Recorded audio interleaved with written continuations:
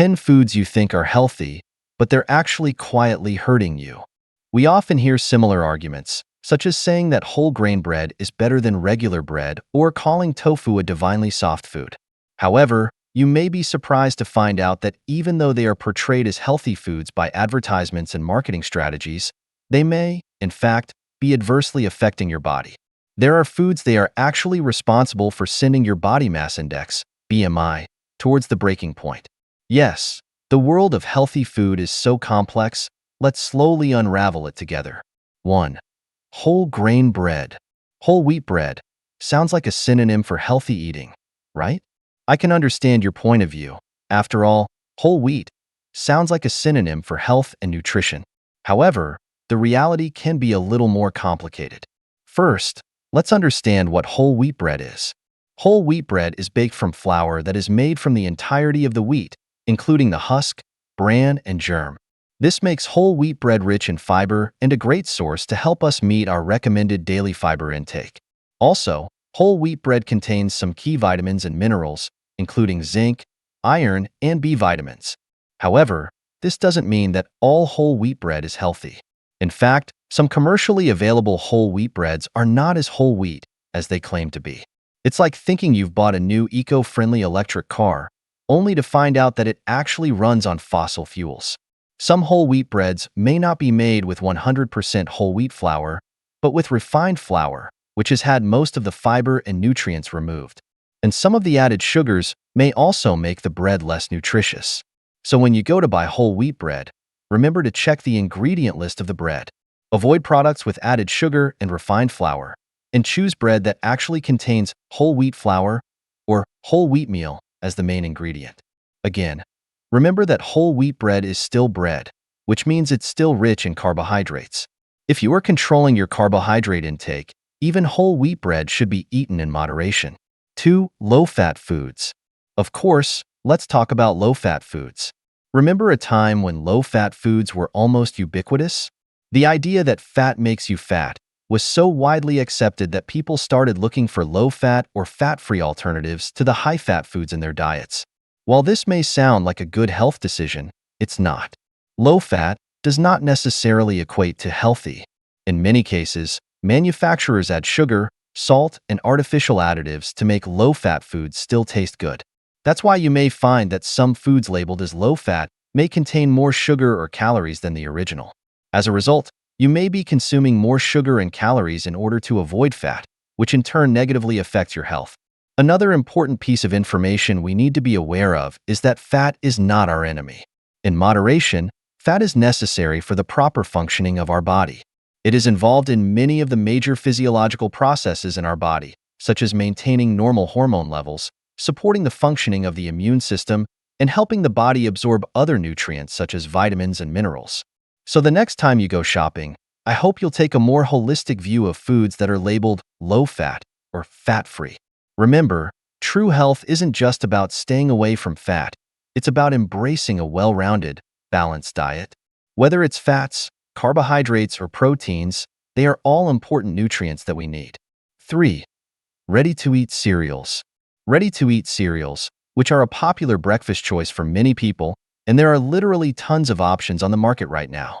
There are many types of ready-to-eat cereals, including muesli, granular cereals, and a wide variety of flavors, ranging from chocolate and honey to nut and fruit flavors and more. This makes choosing the right cereal no easy task. A few more words about the nutritional value of such foods. First of all, many grains are rich in fiber, which is an important element in our daily diet. They help us keep our intestines healthy and also help us stay full and avoid overindulging in high-calorie foods. In addition, many grains are rich in important vitamins and minerals, such as vitamin B, iron, or calcium. However, not all ready-to-eat grains are healthy. What we need to be wary of is the high sugar content in many ready-to-eat cereals.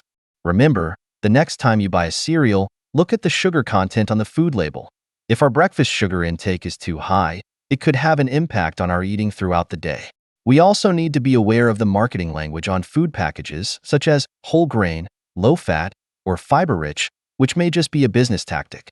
Also, you need to check the ingredient list of the product to see what its top 3 main ingredients are. Since food ingredients are listed by quantity, the main ingredient for cereals should be whole grains, and sugar should be in the lower part of the ingredient list. The last thing we need to consider is portion size.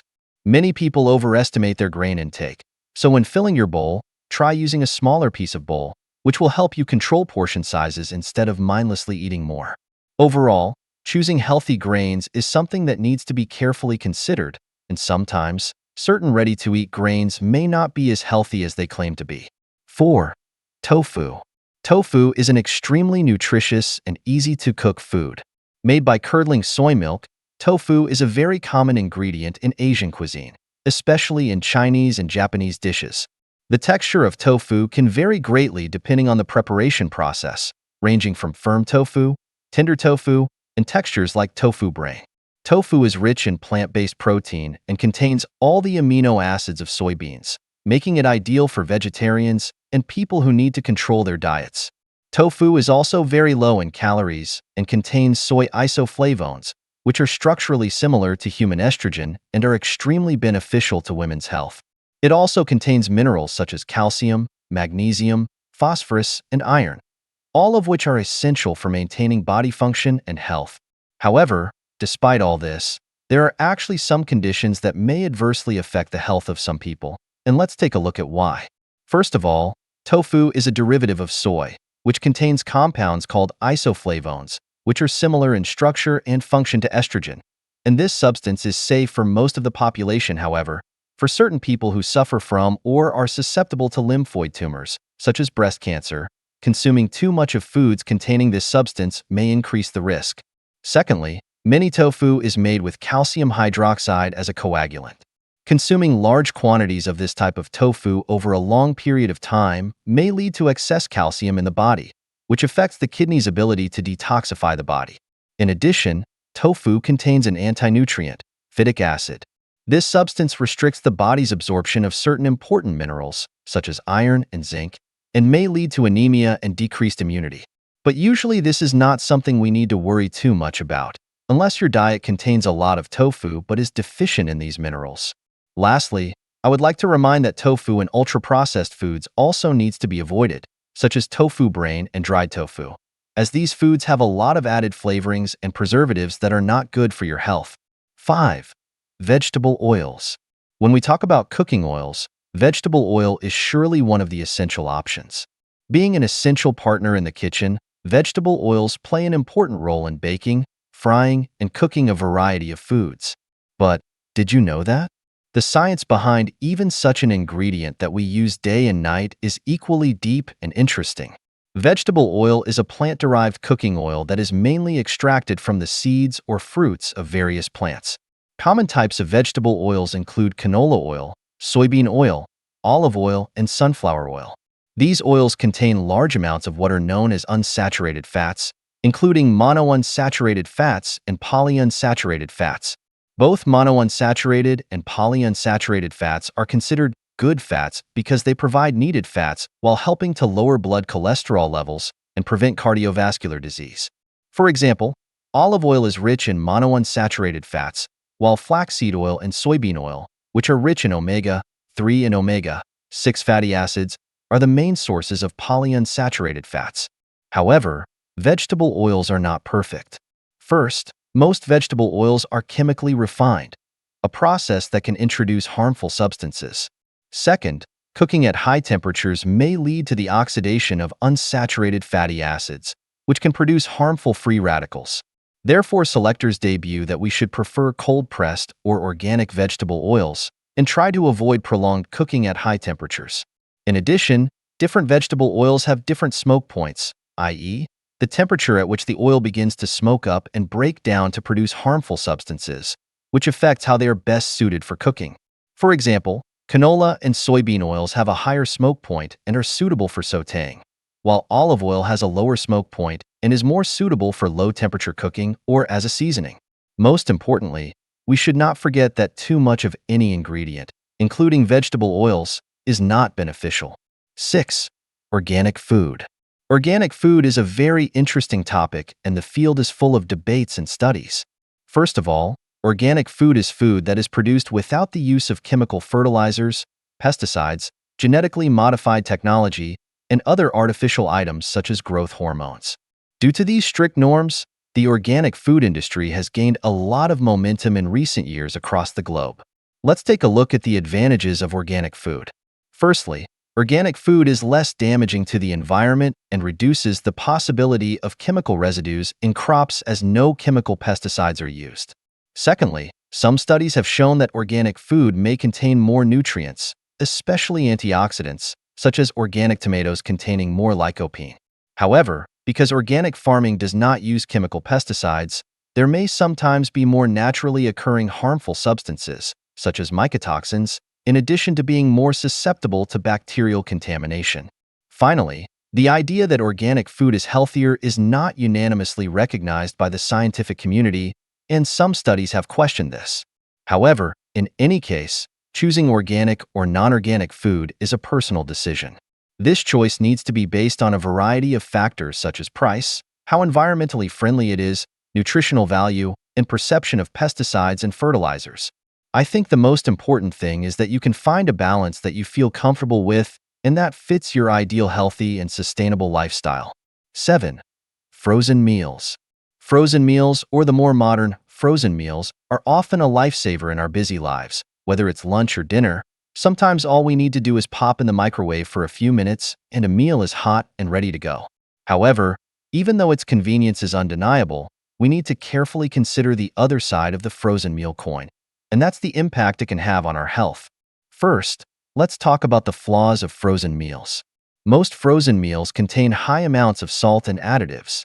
You may be surprised to learn that a seemingly small boxed meal can contain more salt than we need to consume throughout the day.